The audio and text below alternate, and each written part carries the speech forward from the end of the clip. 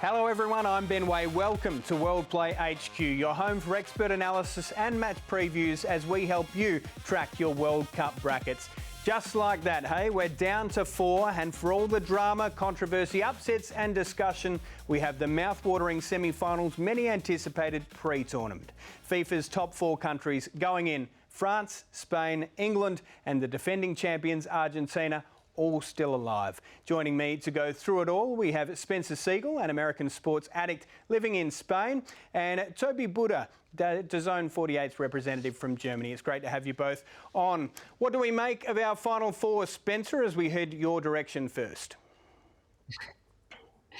You said it yourself. This is the top 4 teams in the FIFA rankings in the end. So I guess at the end of the day, good football prevails, right? For all of the conversation that we had over the last 4 weeks about 48 teams in the World Cup, about the small countries like Haiti and Curacao and Cabo Verde getting their chances to shine on the big stage. While some of them did that, in the end, we're going to have 2 semifinals between 4 teams who know about this stage, who have been there before recently, and who very well may go out and get yet another star on their crest. So this is as good as we could have expected for good football, right? Let's see what happens with Spain, France, and with England, Argentina.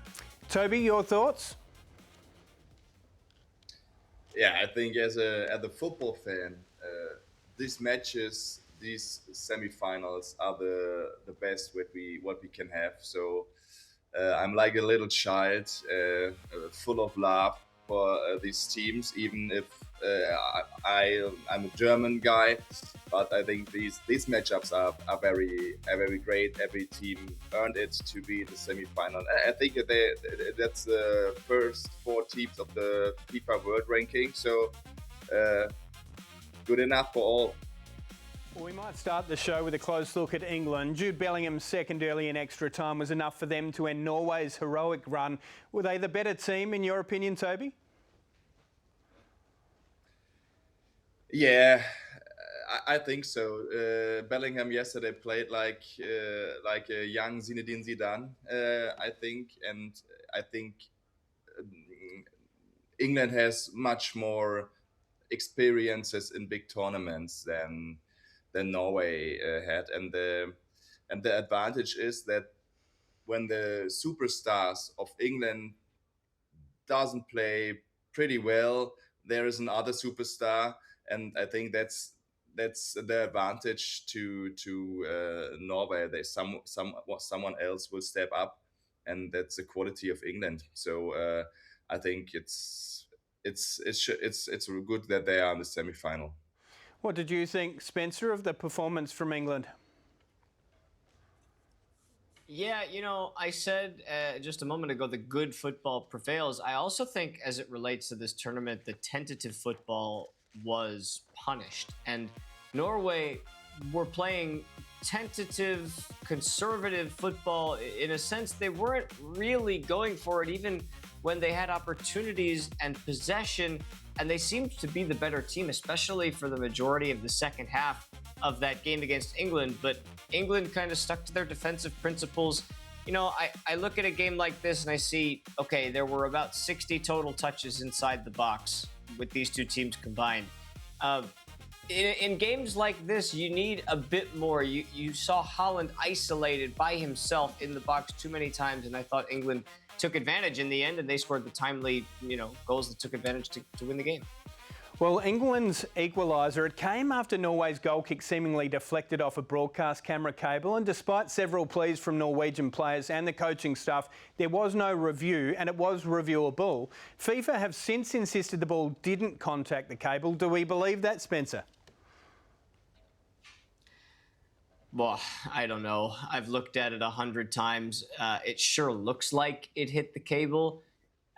But I think if you can allow me to go a bit more existential on this topic, I think it speaks to the bigger issue of what football is, which is that it is always going to be an imperfect game. It will never be perfect, no matter how much technology, no matter how much VAR we incorporate into this thing. There are things that are subjective. And then with a moment like this, there are mistakes that are going to be made. Because if indeed it did hit the cable and we didn't see it and nobody saw it, and then the referees decided to just move on because it either wasn't important enough to them, or they didn't see it, confidently enough to call something, then that's what it is. And whether it's a foul or, in this case, the ball hitting a wire, I guess we have a new version of the hand of God, which could be potentially seen as the cable of God. I really like that term.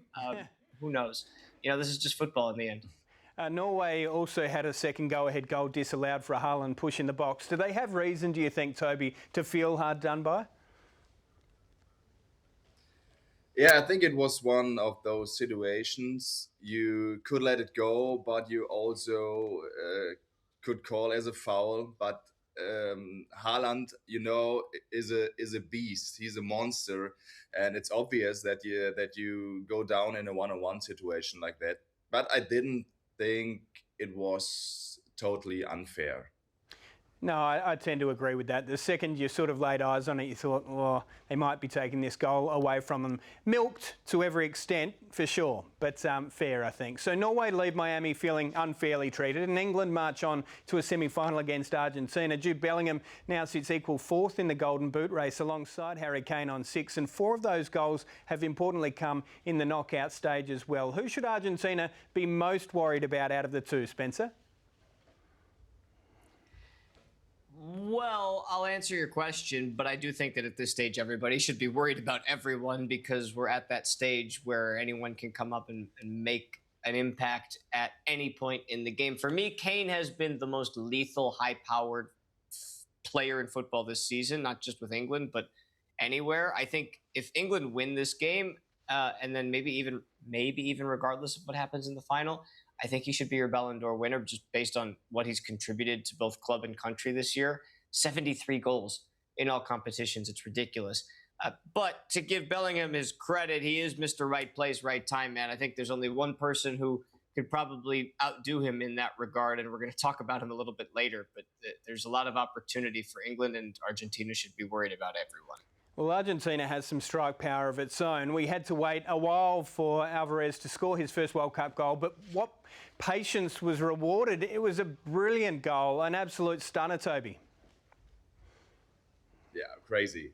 I think for Argentina, the World Cup was particularly all about Messi, just until the quarterfinals. Maybe it's easy to forget that there are also so many great players, McAllister, Alvarez, although Martinez, the goalkeeper, so much individual quality. And yeah, as I said, Alvarez is one of them, and this goal was incredible. So I looked to it a few times. So and every time it's just beautiful, and I think it's also send a message to all the competitors in the semifinals. Here we are, and we have so many quality. Absolutely. Alexis McAllister opened the scoring just 10 minutes in before Dan and Doy levelled things up for Switzerland in the second half. It was only a few minutes later that Bril Embolo was sent off, a moment which will fuel the Argentina conspiracy theories even further. Spencer, is that fair or not? No, I don't believe that.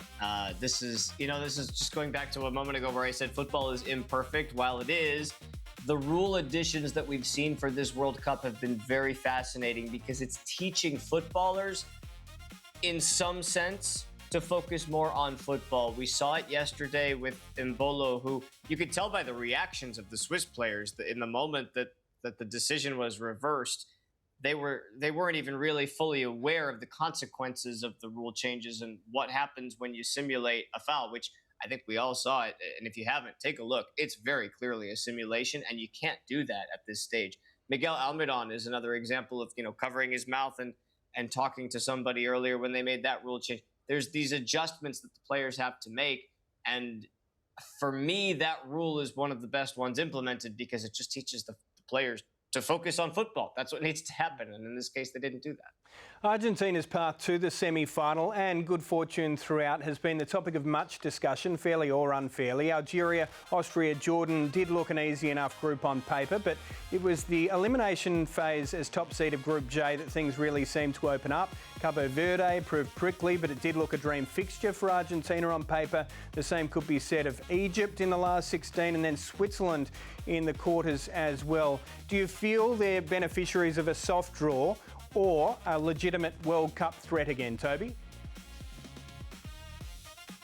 It's a good question. I think it's both. I mean, they wouldn't be where they are without the quality they have. But I think if you compare it with teams like France or Spain, I think their opponents was much more better than, for example, with all the respect, Algeria, Capo Verde, etc. So I think it's a kind of both. But if you ask me, in a head-to-head comparison right now to all the other teams in the semi-final, I think they are right now a bit better than Argentina. Yeah, I think they'd had 10 different assists through the tournament up until that game the other day when Messi got his second, but a remarkable record too. It shows how well balanced they are. Do you think if they could choose any of the three semi-finalists, they'd probably opt for England? They don't get a choice, but do you think, Spencer, they would opt for England over France or Spain? Yeah, I'll buy that, actually. I think the teams that Argentina have matched up best against so far in this tournament are the ones who don't necessarily want to take control of the game. They really didn't look good against Cabo Verde in that game when Cabo Verde decided, I'm going to go ahead and do me and, you know, just not be intimidated by the fact that you're Argentina. Egypt, when they wanted to come forward and take control, they did it pretty well. They had a 2-0 lead 80 minutes in. And England is a team that has not done that as much lately. Even against Norway, they didn't seem to want control throughout most of this game. Now they managed to find a way to get it done as they have throughout this tournament. But yeah, I'll take it. I think they might want to see England in this next round. Well, this World Cup rivalry goes a long way back. Things turned sour back in 1966 when they met in the quarterfinal. Argentine captain Antonio Ratton was sent off, and England manager Alf Ramsey later described the South Americans as animals. That always goes down well. In the 86 quarterfinal, Diego Maradona scored the notorious Hand of God goal and the legendary goal of the century just 4 minutes later. In 02, England exacted some revenge, albeit in the group stage. David Beckham's penalty, the deciding goal there. So another big chapter about to be written. Messi's assist for the opener against Switzerland further enhanced his credentials for the Golden Ball. At present, he and Mbappe lead the Golden Boot race with 8 apiece. Mbappe has an extra assist. You're really clutching at straws, though, to separate them on stats alone. Both have been brilliant. Who, in your mind, has been player of the tournament thus far, Spencer, as we compare the pair? Well, that's a very tough question. You're going to make me answer that. I guess I would say right now I don't know, man. You're making this too tough for me. I got to say Kylian Mbappe for now, just because without him, I don't think France has the ability to be so consistent. I actually think, I know it sounds strange, almost blasphemous, but I think if Lionel Messi wasn't at his full level, there would be other players within the course of the game that would step up and make moments happen. And Messi's been great this whole tournament, but in the last couple of games, they've needed more than just him. And without Mbappe, I don't see France getting past Morocco. I don't see France being as dominant in the group stage as they were, beating Norway with such ease and beating Senegal. So I'll take Mbappe. Now let's look at France's upcoming semi against Spain. Is this the final come early, Spencer, or is that unfair to England and Argentina? No, I don't think this is the final. Just like 2 years ago, honestly, it's another semi-final for them. If you remember the Euro 2024 semi-final, it feels like a long time ago now, but there was a 16-year-old Lamine Yamal who came up with one of the greatest goals of the Euros in that edition, and we'll see now what this semi-final can provide, because there's a lot of star power on both sides of the ball for this game. Well, France was presented with a stern quarter-final test, but passed with flying colours. They always looked in control against Morocco, didn't they, Toby? Yeah, I think there's no team with such an individual talent like France. So it's yeah insane to watch them, even if you are not a guy from France. So it's so good to see like Mbappe, Olise, Dembele, and even the second team. I think would have a chance to play the semi-final in the World Cup. So I think Didier Deschamps has so much alternatives on the bench, and it's uh, it's it's an honor to can look the French national team.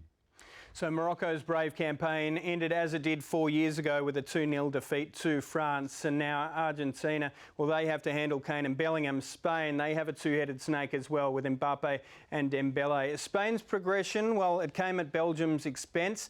An injury to Thibaut Courtois brought Manchester United keeper Sen Lamens on, and his late fumble opened the door for super sub Mikel Merino, a player I assume you alluded to earlier, Spencer. He's saved them twice now, hasn't he?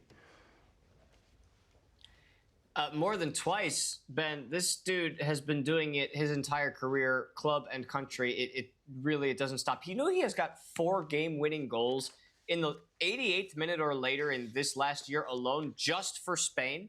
It happened obviously here in the quarterfinal. He did it in the round of 16. He did it in the Nations League on 2 separate occasions. He scored for them in World Cup qualifying, and he's done this same stuff for Arsenal too. Not to mention that before he was at Arsenal, he was doing it for Real Sociedad against the likes of Barca, Real Madrid, some of the other big giants in Spain. This dude just finds the net at the most opportune time. He does it in a way that a lot of people just wouldn't expect. He's kind of like Jude Bellingham in that sense. He's just there and he scores. Well, De La Fuente's decision to drop Barcelona midfielder Pedri to the bench raised some eyebrows, but such as their depth, PSG star Fabian Ruiz started instead and opened the scoring, and that just shows some of the depth that they have. These two countries, they have a pretty big rivalry as well going back across the past 5 years. You look back to 2000, there were a few moments as well, but the past 5 years is relevant to this squad, and as we check out a few of those fixtures, you can see Spain more recently has started to assert their dominance, including a 5-4 thriller in that UEFA Nations League semi. Can we expect goals galore from what has been the most miserly country up until this point, Toby? Spain only conceding 1 through the tournament? Yeah, I think Spain is a nightmare a little bit for some big nations like also Germany or Portugal. So if we spoke about Merino. I think after Merino scored against Germany in the European Championship 2 years ago, the career of Toni Kroos was over. So he scored a late goal against Portugal. After this, the career of Cristiano Ronaldo on the World Cups stage was over. So I think Spain is incredible. So, and I think you can compare it to the World Cup 2010. I think 2008 they won the European Championship, the Euros, and 2 years later I think they grow as a team. Like now, won 2024 the Euros, and I think it's a big chance to repeat history and to reach the best, and that's the World Cup. Well, it's going to be good fun. I can't wait for the 2 fixtures, and hopefully we'll chat to you guys again ahead of the final. We'll have a look at that final bracket here. Spencer, to you first. Who meets in the final? All right, I've got Argentina taking down England in a tight one. I think they're going to do just enough against their toughest opponent to date so far in the bracket. And on the other side, I'm going with España, which is going to make the streets of Spain very interesting because there are a lot of Argentines here as well. I think they overcome the beast and they beat France 2-0. Love your work. 2 countries from you, Toby. Who meets in the final? So if you asked my feeling, I think it's the same final like 2 years ago from the European Championship, and I think the same like Spencer. I think Spain will do it to the final, and also England will do it to the final. But I think now the final right now will go to England, and I think England will get the title. Okay, that'll do us for now. Big. All right, hopefully we'll chat ahead of the final, guys. We've got one more show to go in what has been a magnificent tournament. Appreciate your work. Our thanks to Spencer and Toby. And don't forget to keep an eye on your bracket at WorldPlayHQ. The points double every single round, so there's still plenty to play for and prizes to be won. So make sure you keep across all the action from these blockbuster semi-finals, and we will see you next time.